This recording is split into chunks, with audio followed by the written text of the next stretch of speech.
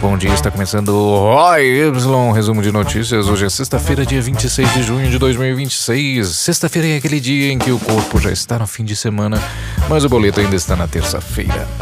Então vamos às notícias antes que alguém invente mais uma reunião com o título Alinhamento Rápido. Primeiro, na Venezuela. O país ainda conta os estragos depois dos terremotos que atingiram a região na quarta-feira. Segundo o governo venezuelano, o número de mortos passou de 160, com centenas de feridos. No Brasil e outros países anunciaram apoio humanitário. É uma tragédia grande. Equipes de resgate seguem trabalhando principalmente em Caracas e La Guaira. E aqui não tem muita piada, só aquele lembrete básico: quando a terra treme, a política precisa parar de tremer para ajudar. Agora em economia, o Banco Central divulgou o relatório político monetário de junho. A previsão do Copom mostra a inflação ainda pressionada. No cenário apresentado, ela pode chegar a 5,2% no fim de 2026, antes de cair nos anos seguintes. A inflação. Traduzindo, o Banco Central olhou para a inflação e disse: ela prometeu que ia melhorar, mas continua postando story na balada.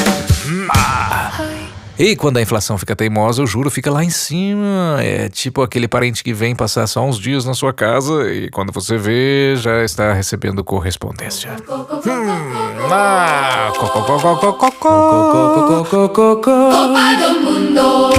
Copa do Mundo ontem teve zebra. O Equador virou contra a Alemanha e venceu por 2-1. A Alemanha já estava classificada, mas a derrota acendeu aquele sinal amarelo. Já o Equador garantiu vaga no mata-mata como um dos melhores terceiros colocados. Oh my God! Também teve Turquia 3, Estados Unidos 2. Mesmo perdendo, os americanos terminaram em primeiro do grupo. Ou seja, perderam, mas passaram. O famoso foi mal, mas foi promovido. Eu acho que eles não estavam querendo muito jogar. E o Japão empatou com a Suécia e será o próximo adversário do Brasil. Para o sushi! Arigato! E essas são as palavras de ontem. O animal que ignora o dono e passa o dia dormindo e manda na casa é o gato.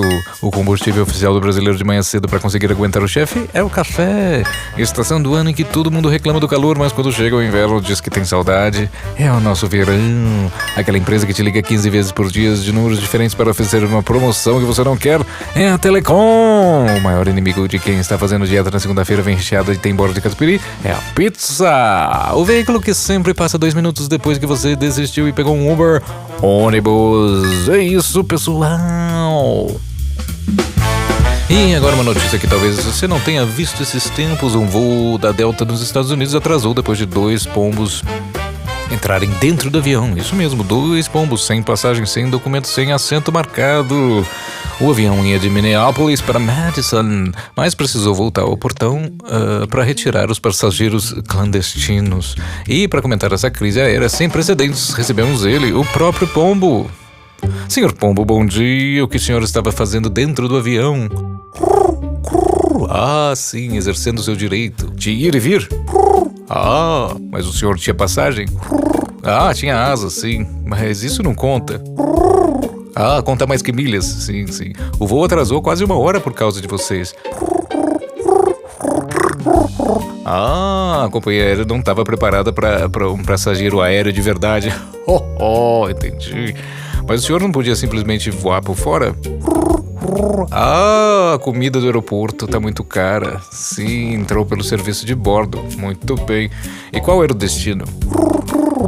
Ah, Madison, mas queria mesmo a conexão em Paris? Paris? Pombo que se preza e tem carreira internacional. E como foi a reação dos passageiros?